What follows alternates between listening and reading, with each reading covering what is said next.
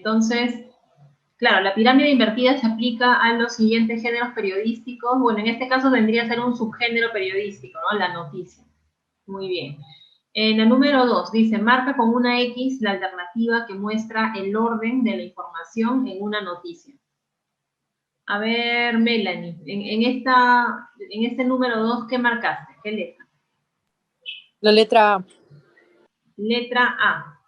Sí, muy bien. De más importante a menos importante, ¿no? Porque poco a poco se va desarrollando la información y los últimos párrafos son los menos importantes.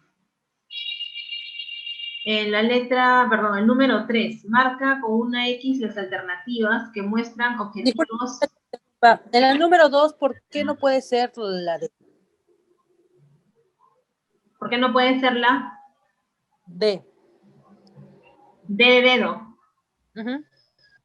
Porque lo interesante, bueno, a ver, de más importante a menos interesante. Lo que pasa es que interesante es muy subjetivo, ¿no? Lo que es interesante para una persona no necesariamente es interesante para otra, ¿no? En cambio, la importancia de un hecho sí, digamos que puede haber un consenso al respecto. Ok, entendí. Con respecto al número 3, marca con una X las alternativas que muestran objetivos de la pirámide invertida. En este caso había más de una opción. A ver, María Fernanda, no sé, ¿qué marcaste al respecto? La letra A. La letra A dice, busca facilitar la supresión de los últimos párrafos, ya que contienen información menos importante. Así es, está bien. Así es. Y también vendría a ser, ¿qué otra letra?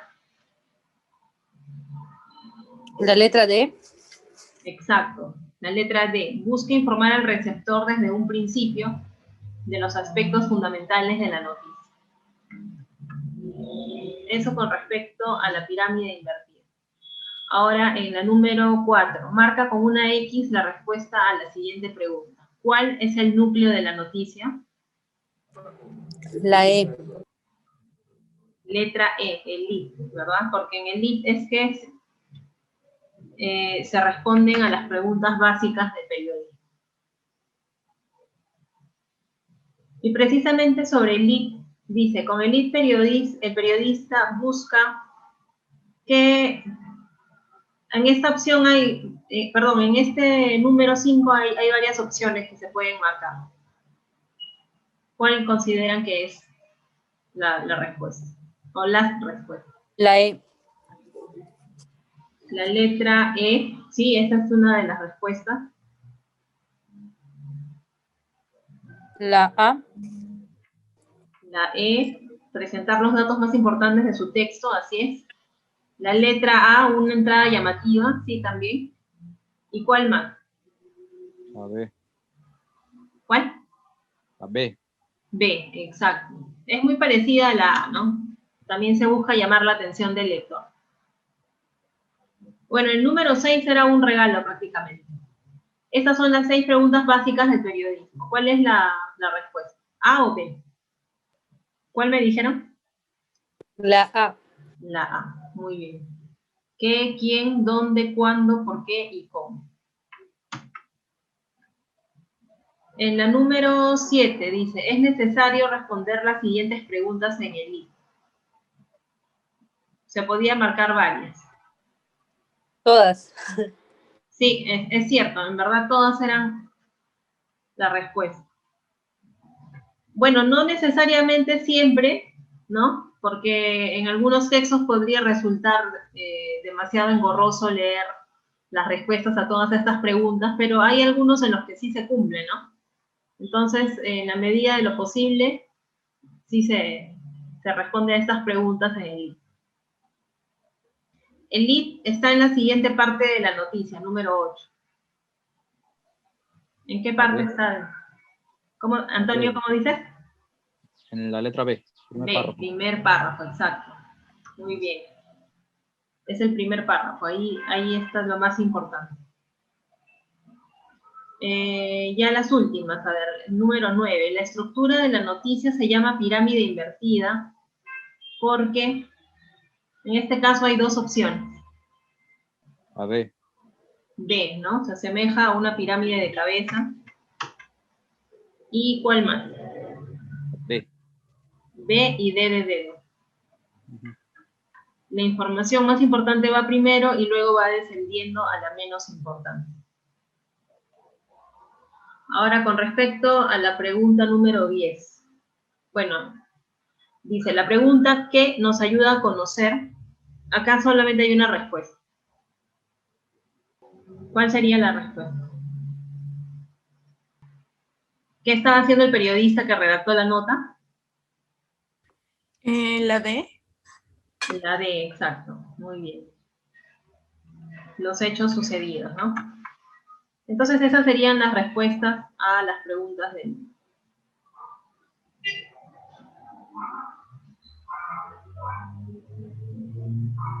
Ya, entonces ahora vamos a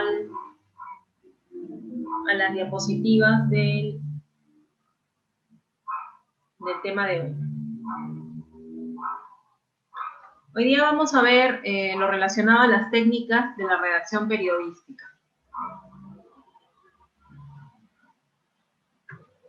¿No? Entonces, antes de empezar con las características, quería mostrarles algunas claves de redacción, ¿no? La primera sería que jamás escribas nada que no entiendas, ¿no? O sea, por ejemplo, si desconocemos algún tema, tenemos que documentarnos bien, ¿no? Al máximo para poder brindar información certera, o en todo caso, mejor no lo contamos porque no se trata de inventar, ¿no? También, relacionado a las noticias, es preferible evitar el uso de la primera persona, ¿no? ¿Por qué? Porque el periodista no es parte de la noticia. Ustedes habrán visto que en algunos reportajes y enlaces en vivo sí se da este caso, ¿no? Del uso de la primera persona, pero es en determinadas partes, ¿no? No es a lo largo de toda la nota, porque, como les digo, no es el protagonista de la noticia el periodista. El adjetivo debe aportar información y nunca un juicio de valor. O sea, por ejemplo, si van a cubrir una película, ¿no? Van a escribir una nota acerca de un estreno, no sería bueno el uso de adjetivos como extraordinario, ¿no? Porque lo que es extraordinario para el periodista que cubre esta nota, no necesariamente también lo es para el público, ¿no? Entonces ahí ya está siendo subjetivo y es lo que se quiere evitar, ¿no? También es importante huir de los lugares comunes o clichés, ¿no? Como clichés como, por ejemplo, frases o palabras como líquido, elemento, cuando hacen referencia al agua, amigos de lo ajeno, cuando se refieren a ladrones, ¿no? Secreto a voces, o altas horas de la madrugada, ¿no? Porque la madrugada es, todos conocemos el lapso el lapso que comprende la madrugada, entonces de algún modo está de más decir altas horas. También hay que evitar palabras como siempre, nunca, interesante, increíble, ¿no? Siempre y nunca es muy relativo, ¿no? Lo que para mí es, de repente 5 días a la semana, para mí es siempre, para otras personas es 2 veces al mes, ¿no? Entonces eso es muy relativo. Y hay que tener cuidado con la repetición de palabras en un mismo párrafo, ¿no? Por ejemplo, si estoy hablando sobre Sagasti, por ejemplo, ¿no? El presidente, y no quiero repetir la palabra presidente en el mismo párrafo, ¿qué sinónimos utilizarían ustedes? ¿Qué sinónimos de presidente? Gobernante. Jefe de gobierno. Ya, Jefe de es una gobierno. opción. ¿Qué otras más? ¿Qué otra opción aparte? A ver, el chat. El premier, no, normalmente el premier se refiere al primer ministro. En este caso estaríamos hablando del presidente. A ver, ¿alguna otra idea, algún sinónimo que se les ocurra? Puede ser jefe de gobierno, mandatario, jefe de Estado, ¿no? Hay varias opciones que podemos usar para no repetir una palabra. Ángela, una consulta. ¿Crees que me puedes dar otro ejemplo de la... Ay, ¿puedes realizar una PPT, por favor? Un ejemplo de ¿Me qué me puedes dice. dar un ejemplo del adjetivo debe aportar información y nunca un juicio de valor? Por ejemplo, cuando dice la palabra increíble, también es un juicio de valor, o sea, es subjetivo, ¿no? Y la idea es que en el género informativo del periodismo evitemos ser subjetivos y no demos nuestra opinión, ¿no? ¿Qué más podría ser? ¿Estas claves de redacción aplican para artículos, esas cosas, o solamente para una noticia? No, para noticias, género informativo, ¿no? Si, por ejemplo, es un artículo de opinión, tú eres libre de ser subjetiva, no hay problema. ¿Está bien? Sí, sí, muchísimas gracias. De nada. Ya, entonces ahora vamos a las características de la técnica periodística. Bueno, tenemos 5 características, ¿no? Así lo he dividido para este taller. Por un lado, la claridad, la concisión, la precisión, la brevedad y el uso de verbos de acción. Con respecto a la claridad, es una de las reglas de cualquier escrito periodístico, ¿no? Porque si no es claro, el texto no es bueno, no va a ser entendido, ¿no? Y siempre hay que procurar emplear un lenguaje que sea comprensible por todos los públicos, ¿no? Que lo pueda entender un estudiante de secundaria como un ministro, pues, ¿no? O un canciller o un embajador. También es importante ir de frente al grano, porque todo rodeo o frase inútil atenta contra la claridad. Entonces, de preferencia, huyamos de las palabras complicadas, ¿no? Es preferible decir muerte a decir deceso, ¿no? Bueno, a menos que estemos en un mismo párrafo en el que se vaya a hacer referencia en más de una vez a la muerte, entonces de repente sí podríamos usar deceso, pero como segunda opción. Nunca debería ser la primera. Es preferible usar la palabra pago en lugar de estipendio. Mejor decir tipo a índole. Y por supuesto, en vez de finiquitar, que suena un poco rimbombante, es mejor emplear palabras como finalizado. Hay diferentes tipos de errores relacionados a la claridad, ¿no? Y uno de ellos es el uso de tecnicismos, ¿no? O lenguaje especializado. Por ejemplo, si yo voy a hacer una entrevista a un epidemiólogo sobre el COVID-19, lo más probable es que esta persona me vaya a hablar con tecnicismos. Pero yo como periodista, como reportero, tengo la obligación de algún modo aterrizar esta información y plasmarla en palabras más sencillas para un público general, ¿no? Decirlo todo a la vez también es un error relacionado a la claridad, ya lo vamos a ver en un ejemplo más adelante. ¿Por qué? Porque el primer párrafo no es un resumen, ¿no? Y si yo lo digo todo en el primer párrafo, también se reduce el factor sorpresa. Fallas de sintaxis sobre la construcción de oraciones. Desde más o menos hace 10 años en la prensa se procura el uso de estructuras gramaticales simples como sujeto, verbo y complemento, ¿no? Por ejemplo, si yo digo la cantante peruana Alicia Maguiña falleció a los 86 años de un paro cardíaco. Entonces ahí tengo una estructura sujeto donde la cantante peruana Alicia Maguiña vendría a ser sujeto, el verbo falleció, y el complemento lo demás, ¿no? A los 86 años de un paro cardíaco. Pero se procura evitar escribir al revés, ¿no? Como por ejemplo, a los 86 años y de un paro cardíaco falleció la cantante peruana Alicia Maguiña. Ahí estamos yendo, ahí tendríamos una falla de sintaxis, que no, o sea, yo diría que es una falla de sintaxis, para el periodismo, pero si ustedes están escribiendo un texto personal o un artículo de opinión o simplemente se están aventurando con la literatura, no tendría nada de malo. Párrafos incoherentes que no lleven a nada también atentan contra la claridad, y eso también tiene que ver con decirlo todo a la vez, o también cuando algunas personas procuran ser muy profundas en su forma de expresarse y a veces exageran, ¿no? Entonces, a veces se termina siendo incoherente.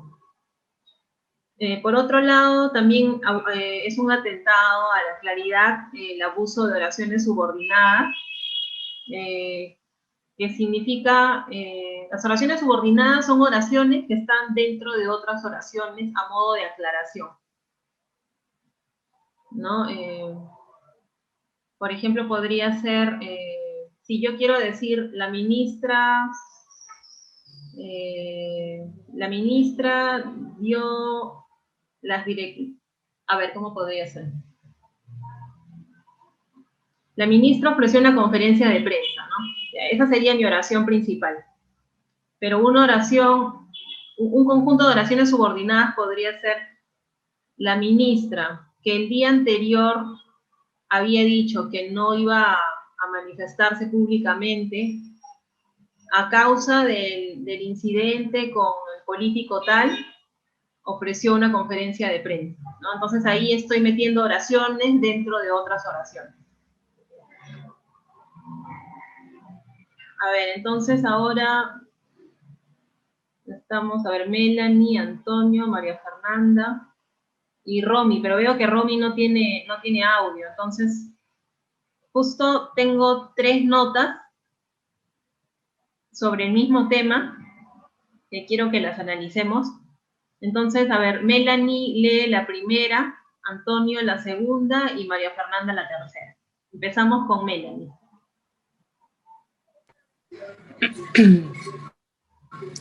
Cristiano Ronaldo y el lujoso regalo a su mamá por el Día de la Madre.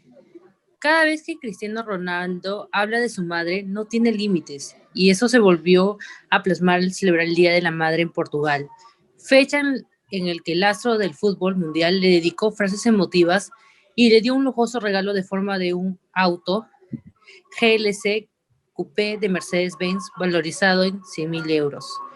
Feliz Día de la Madre para mis 2 mujeres especiales, escribió el delantero de la Juventus en redes sociales. El luso añadió una primera imagen en compañía de su progenitora, Dolores Aveiro, y la segunda con su actual pareja, Georgina Rodríguez. Cristiano Ronaldo se encuentra en Portugal desde el inicio de la cuarentena. El futbolista llegó a su tierra natal para estar cerca de Dolores Aveiro, quien había tenido problemas con su salud que le dejaron internada, pero por suerte se recuperó. Muy bien, gracias. Entonces, aquí estamos ante un típico ejemplo de pirámide invertida, ¿no? Se empieza hablando de lo más importante o lo más relevante, ¿no? Y ya se termina con detalles menores acerca de la salud de la madre de Ronaldo.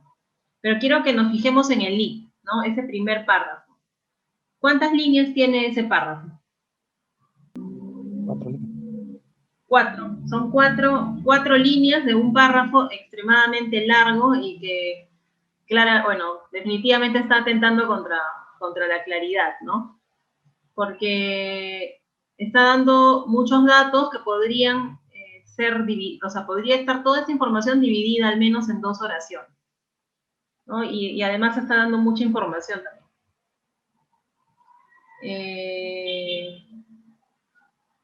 Aparte, si ustedes lo ven detenidamente, dice: cada vez que Cristiano Ronaldo habla de su madre, no tiene límites.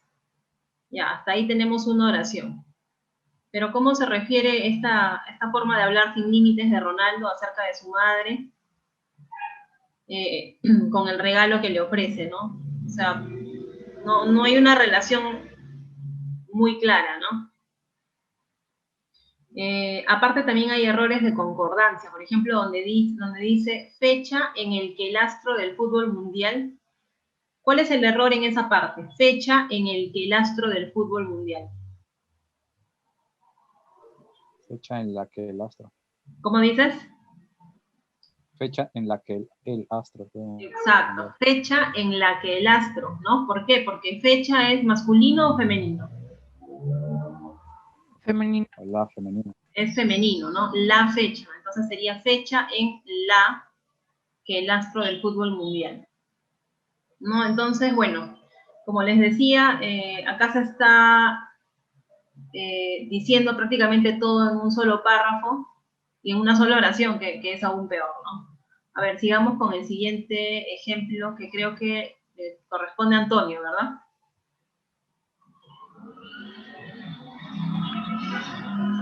A ver, ¿qué dice? El ostentoso regalo valuado en 100.000 euros que le dio Cristiano Ronaldo a su madre en su día. Cada 3 de mayo se celebra el Día de la Madre en Portugal y Cristiano Ronaldo no tuvo mejor idea que sorprender a la suya con un ostentoso regalo que está valuado en más de 100.000 euros. La estrella de la Juventus le obsequió a Dolores Aveiro un impactante Mercedes-Benz que fue decorado con un moño rojo gigante. Gracias a mis hijos por los regalos que yo he recibido. Feliz día para todas las madres, escribió ella conmovida por el gesto que tuvo el ex delantero de la Real Madrid junto a sus hermanos Hugo, Elma y Katia. El aislamiento social debido a la propagación del coronavirus y el accidente cerebrovascular que sufrió al inicio del año que la mantuvo 20 días internada en su país fueron algunos aspectos que mantuvieron a la familia de Cristiano envuelta entre el dolor y la preocupación. Por ello, la leyenda lusitana quiso celebrar el Día de la Madre con un obsequio que conmovió a su mamá. Muy bien, gracias. Entonces aquí, si nos fijamos específicamente en el I, ¿no? En el primer párrafo, vamos a ver que es bueno, está compuesto por una sola oración, pero de todos modos es mucho más corta que la que vimos en la noticia anterior, ¿no? Y de algún modo es más clara, ¿por qué? Porque nos está contextualizando, ¿no? Dice, cada 3 de mayo se celebra el Día de la Madre en Portugal. Entonces, al respecto, Cristiano Ronaldo no tuvo mejor idea que sorprender a la suya, o sea, a su madre, ¿no? Aquí está, en vez de reemplazar, en vez de volver a escribir la palabra madre o mamá, se usa un pronombre, suya, con un ostentoso regalo que está valuado en más de 100.000 euros, ¿no? No nos dicen de qué se trata, sino hasta el segundo párrafo, lo cual no está mal porque de algún modo está reservando el factor sorpresa para el segundo párrafo, ¿no? Entonces digamos que entre este ejemplo y el anterior, este es más claro, ¿no? Esta nota fue tomada de Canal N y esta del portal Infobay. Y por último, María Fernanda, ¿podrías leer esta nota? Sí. El regalo de Cristiano a Dolores Aveiro en el Día de la Madre, un coche de 100.000 euros. Su madre, que sufrió un ictus en marzo, ha posado junto a un espectacular Mercedes, dándole las gracias a sus hijos por todos los presentes. Cristiano Ronaldo y sus hermanos han querido obsequiar a su madre con varios regalos por el Día de la Madre, aunque entre todos ellos destaca un espectacular coche que Dolores Aveiro se ha encargado de mostrar a través de su perfil de Instagram. Gracias a mis hijos por los regalos que hoy he recibido. Feliz día para todas las madres. Escribía para acompañar una fotografía en la que aparece sosteniendo un inmenso ramo de flores junto a su nuevo vehículo engalanado con un lazo rojo. El precio de esta joya, el modelo GLC Coupé de Mercedes, con las diferentes personalizaciones y extras, se acerca a los 100.000 euros. Y es que no es un día cualquiera para la familia Beiro, sino que es el primer día de la madre que festejan tras el ictus que sufrió el pasado 3 de marzo. Después de unos días de miedo e incertidumbre, Dolores pudo reponerse y abandonar el hospital sin consecuencias aparentes. Todo ha quedado en un susto. Soy consciente de lo que me ha pasado y sé que soy afortunada, expresó poco después. Muy bien, gracias. Entonces, acá tenemos un tercer ejemplo de redacción acerca del mismo tema, ¿no? Si nos fijamos en el título, me parece que ese es el más acertado de los tres, ¿no? Por la forma en la que está redactado. Dice, el regalo de Cristiano a Dolores Aveiro en el Día de la Madre, 2 puntos. Un coche de 100.000 euros. Entonces, me parece que de los tres el titular es el más acertado, ¿no? Pero si nos fijamos en el link, María Fernanda, ¿a ti qué te ha parecido este link? ¿Te ha parecido claro o al leerlo se te ha dificultado un poco? Bueno, al leerlo como que al decir 2 veces madre como que me confundió un poco. Ya, En la parte que dice ha querido obsequiar a su madre con varios regalos por el Día de la Madre. claro, exacto. Ahí podría haber usado un sinónimo o tendría que haber cambiado un poco el estilo de la redacción, ¿no? ¿Algún otro detalle que hayas notado?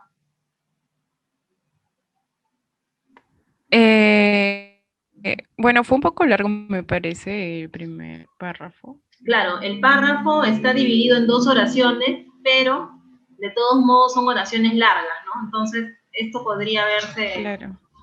tendría que rectificarse en todo caso. Pero digamos que de los tres, yo diría que el que está el menos claro por enrevesado es el primero. No sé si ustedes coinciden conmigo. Y bueno, definitivamente el segundo es el más claro. Al menos empezando por, si nos fijamos exclusivamente, específicamente en el id, ¿no? Entonces tenemos eso en cuanto a claridad.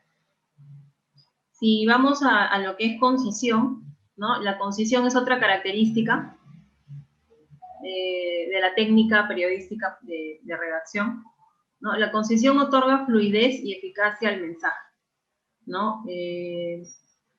También está relacionado con el hecho de evitar palabras inútiles, ¿no? Aunque algunas personas, porque bueno, justamente algunas personas creen que más palabras equivalen a más profundidad de pensamientos, ¿no? Bueno, en algunos casos sí me ha tocado algunos alumnos que se han excedido con las palabras al usar en un párrafo, entonces termina siendo demasiado enrevesado. Y bueno, un poco confuso también, ¿no? La concisión está relacionada también a evitar el floro, la vaguedad, la retórica, ¿no? Las palabras que alargan la oración. Entonces, vamos a fijarnos en las redundancias, que es un tipo de error de concisión, ¿no? Por ejemplo, resultado final, ¿no? Es redundante, salió afuera también. Destrucción completa, o sea, no podemos hablar de... Está de más decir completa cuando la destrucción ya implica esta palabra, ¿no? Amigo personal también, ¿no? O sea, ¿de qué otra forma, o sea, cómo no sería personal un amigo, ¿no? No es necesario hacer el énfasis, ¿no? Multitud de gente, reunión colectiva, nuevo descubrimiento, plazo de tiempo. ¿Por qué plazo de tiempo es una redundancia?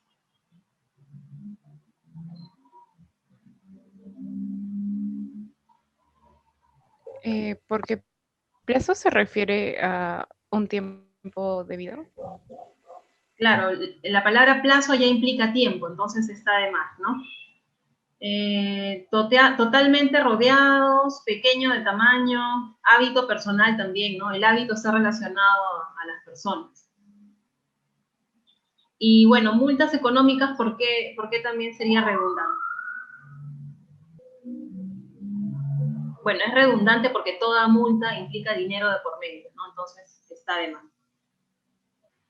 Bueno, y aquí seleccioné una imagen que encontré en Google hace algún tiempo. Dice, tiran cadáver muerto ya fallecido de un difunto. Obviamente no creo, dudo mucho de que esto lo hayan tomado de algún medio escrito, más parece ser una broma, pero en algunos casos se ha dado, ¿no? Se ha dado este tipo de, no igual, pero algunos titulares o textos disparatados, ¿no? En los que la redundancia termina siendo chistosa. Bueno, otra redundancia, ¿no? Librería de libros, pintamos casas a domicilio. Otro error relacionado a la concisión es el uso de la palabra muy, ¿no? Cuando usamos muy, de algún modo se está denotando la falta de vocabulario, ¿no? que la persona posee. Entonces, en vez de decir muy flojo, mejor usar palabras como vago, en vez de muy bonito, atractivo, muy cerca, próximo, muy feo, desagradable, en vez de muy bueno, magnífico. En lugar de decir muy inteligente, podríamos decir brillante, y en lugar de decir muy grande, podría ser enorme, ¿no? También la concisión está relacionada a las frases directas, ¿no? Por lo tanto, hay que evitar frases difusas o que tienen muchas palabras que se pueden obviar fácilmente, ¿no? En vez de decir el día de ayer, podríamos tranquilamente decir ayer. Llevaron a cabo la reunión, mejor decimos se reunieron. Fue el ganador de, es más fácil si decimos ganó. Decidieron nombrar, mejor decimos nombraron. En lugar de dio su aprobación, podemos resumirlo todo en una sola palabra, aprobó. Y lo mismo con tomó en consideración, porque podemos decir simplemente consideró. Bueno, con respecto a otra característica que es la precisión, ¿no? Se trata de transmitir hechos fielmente, ¿no? Los datos tienen que ser precisos y exactos. Por ejemplo, si hablamos de edad, cargo, profesión, ¿no? Y no solamente la precisión en cuanto a palabras, sino también a ideas, ¿no? Por eso hay que buscar verbos, adjetivos y sustantivos adecuados a lo que queremos decir. Ahora vamos a ver unos ejemplos en los que se ven imprecisiones, ¿no? El lenguaje debe ser preciso a fin de expresar solo lo que se pretende decir y no dar margen para interpretaciones erróneas. Por ejemplo, también hay expresiones vagas en materias de cantidad, ¿no? Si decimos varios, algunos, un grupo, no es lo mismo de decir varios muertos a decir 50 muertos producto de un choque de buses, ¿no? O un grupo de jóvenes ingresó a la fuerza a Palacio de Gobierno. No es lo mismo decir 7 jóvenes, ¿no? Entonces, es variable, ¿no? Es relativo. Lo que para mí es varios, para otra persona no es, no necesariamente es la misma cantidad. Entonces, justamente la pregunta ¿cuántos? Es una pregunta que también deberían agregarla ustedes cuando recolecten información de sus fuentes, ¿no? Aparte del qué, quién, dónde, todas las preguntas básicas del periodismo, también podrían agregar cuántos. Entonces, la precisión también está relacionado con lo general y lo específico, ¿no? En lugar de decir la ciudad tiene grandes atractivos, mejor uso el verbo ofrecer, ¿no? La ciudad ofrece grandes atractivos. ¿Por qué? Porque el verbo tener se puede usar para una infinidad de cosas, ¿no? Puede ser la ciudad tiene tantos habitantes, ¿no? Entonces, mejor uso un verbo que se ajuste más a lo que yo quiero transmitir. Por ejemplo, la palabra cosa también es muy general, ¿no? Porque si decimos nos contó una cosa, esto puede ser un chisme, un asunto, un problema, etc. Una anécdota, ¿no? El verbo haber también es un verbo muy general, que en ciertos casos debería reemplazarse por otro más específico. Por ejemplo, en el local había un laboratorio, ¿no? Pero en el local también había una silla, había una mesa, un escritorio, un lapicero, una escoba, ¿no? Entonces, si yo quiero ser más específica, digo, en el local funcionaba un laboratorio. Un hombre alto, ¿no? No es lo mismo decir un hombre alto que un hombre de 1,90 m. ¿No? Por ejemplo, si digo que un hombre alto agredió a un chihuahua, la imagen cambia si yo digo que un hombre de 1,90 m agredió, pateó a un perro chihuahua, ¿no? Ahí es aún más, la figura es más atroz, ¿no? Y bueno, hablando de la imprecisión en las citas, esto hace sospechar de su origen y veracidad, ¿no? Por eso solamente digamos lo que sabemos, ¿no? Entonces, si decimos el presidente estaría acompañado, ese estaría es un verbo que no, en el cual no se está expresando ninguna certeza, ¿no? Entonces podría ser cambiada esta expresión por: fuentes de Palacio aseguran que el presidente está acompañado por, y ahí ya continúo,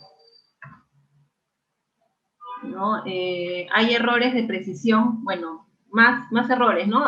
Lo que ya hemos visto, pero bueno. Dice, se comete el error de vaguedad léxica cuando usamos palabras que no poseen un significado preciso, sino muy vago o general. A estas palabras se les llama palabras baúl porque admiten muchísimos significados. Por ello, debemos usar palabras precisas, ¿no? Estas palabras baúl pueden ser palabras como cosa, algo, hacer, poner, ¿no? Tenemos cosa, algo, hacer y poner. Entonces, en lugar de usar la palabra cosa, ¿no? Yo podría decir, enseñar a los alumnos es una labor difícil, ¿no? Los juegos son actividades necesarias para los niños, y también podría decir sobre qué temas está hablando el profesor, ¿no? Ahí estoy siendo más específico. Igual con algo, ¿no? En vez de decir algo, podría decir, este hombre tiene rasgos de árabe, me dijo una noticia importante, tengo que comprarme una blusa para la fiesta. Con respecto a la palabra hacer, ¿no? También la usamos para todo. En vez de hice una solicitud, mejor redacté una solicitud. En vez de hizo una canción, mejor compuso una canción. Lo mismo con van a construir un edificio, ¿no? Es una palabra más precisa. Y estoy desarrollando mis ejercicios de matemática, ¿no? O también podría ser estoy resolviendo mis ejercicios de matemática en lugar de haciendo. En el caso de la palabra poner, ¿no? También la ponemos, bueno, la usamos para muchos casos, ¿no? Pero, como les digo, en periodismo tenemos que ser lo más específicos posibles, ¿no? Obviamente estos ejemplos no son 100% periodísticos, ¿no? Pero de todos modos es importante que los conozcan para que se hagan una idea de en qué casos podrían mejorar su redacción, ¿no? Por ejemplo, en vez de poner, mejor en la tarjeta escribió una dedicatoria. Le pidió que considerara esos datos en su exposición.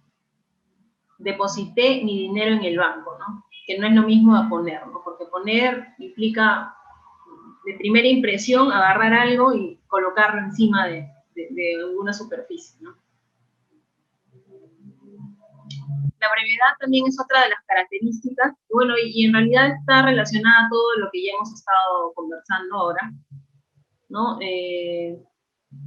Son frases cortas y construidas de modo directo, las más eficaces para transmitir una idea, ¿no? De preferencia, si el párrafo es corto, puede tener una oración, pero si es un párrafo más o menos largo, de preferencia 2 oraciones mínimo. Hay que mostrar los datos gradualmente al lector, ¿no? No lancemos el factor sorpresa de frente, o sea, en algunos casos puede ser, pero si nos damos cuenta que son muchas las palabras que tenemos que usar, entonces podríamos reservar el factor sorpresa para el segundo párrafo. Frases largas y enredadas pueden conducir a errores de concordancia. Sí, bueno, también ya lo hemos visto. Y reducir el uso de las subordinadas, ¿no? Porque son más difíciles de procesar y recordar. Como les dije, ¿no? Ese caso de la oración, la ministra ofreció una conferencia de prensa, ¿no? Entonces, el ejemplo que yo les daba era que dentro de esa oración habían otras oraciones más, ¿no? Y que a esas oraciones se les llama subordinadas. Los verbos de acción también es importante que lo tengan en cuenta, ¿no? Los verbos de acción son los que expresan, perdón, los verbos que expresan acción atraen más la atención. Y si están bien escogidos, expresan con más precisión lo que se quiere comunicar. Por ello, es conveniente evitar los verbos estáticos como ser y estar, si se puede expresar la misma idea con un verbo de movimiento. ¿No? Entonces, en lugar de decir el criminal se fue corriendo, mejor digo el criminal huyó, ¿no? Si yo digo estuvo en la policía, ahí se presta ambigüedad, ¿no? Entonces, mejor podría decir sirvió en la policía, ¿no? Su enfermedad es grave, también es un verbo estático, entonces mejor usar un verbo de acción como sufre una grave enfermedad. Y por último, bueno, al menos en el género informativo, ¿no? O en prensa en general, es recomendable evitar anglicismos y extranjerismos. Ustedes, no sé si alguien conoce el significado de anglicismo. Palabras derivadas del idioma inglés. Exacto, palabras derivadas del idioma inglés, ¿no? Ok, por ejemplo. Exacto, muy bien. Y bueno, otros extranjerismos como, por ejemplo, élite, que proviene del francés, ¿no? Entre otros, ¿no? Son muchos los extranjerismos que hemos adaptado a nuestro idioma, ¿no? Pero en la medida de lo posible en prensa es mejor evitarlos, ¿no? Por ejemplo, en vez de decir rating, mejor decir sintonía, audiencia. En lugar de look, mejor apariencia, imagen, aspecto.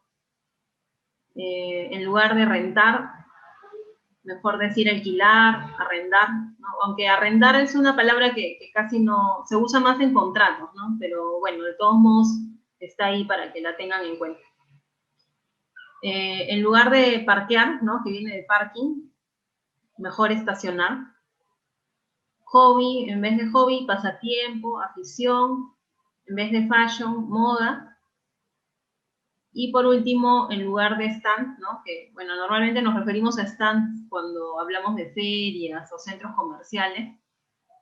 Mejor mencionar palabras como mostrador, módulo o punto de exhibición.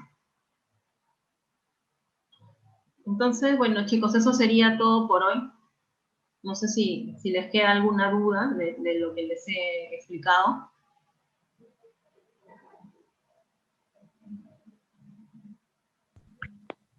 Tengo una pregunta, ahorita relacionado justo con el último punto, porque también suelo ver a veces comentarios en páginas, o sea, de que se busque evitar el uso de palabras en inglés, pero hay algunas palabras o sea, que son muy difíciles, como por ejemplo ahorita se me viene a la mente selfie o spoiler, ¿no? Que no se pueden, o no hay alguna palabra en español que contenga el mismo significado.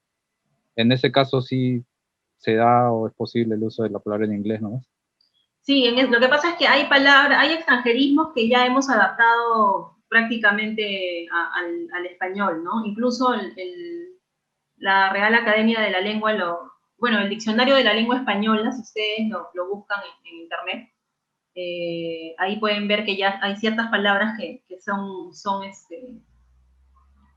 consideradas como parte del español, ¿no? Por ejemplo, selfie, la academia recomienda que se escriba sin la E, pero eso sucede más en medios españoles, por ejemplo, ¿no? Pero acá en Perú sí, por ejemplo, he visto también que en prensa se usa, ¿no? O, no sé, palabras como marketing, ¿no? También, o sea, nosotros no decimos mercadotecnia para nada, ¿no? El marketing es una palabra que ya está muy arraigada en nuestra lengua coloquial, ¿no? En el habla general de los peruanos. Entonces sí, como dices, en algunos casos ya es imposible no usar esas palabras, ¿no? Sobre todo cuando no tienen una traducción específica al español.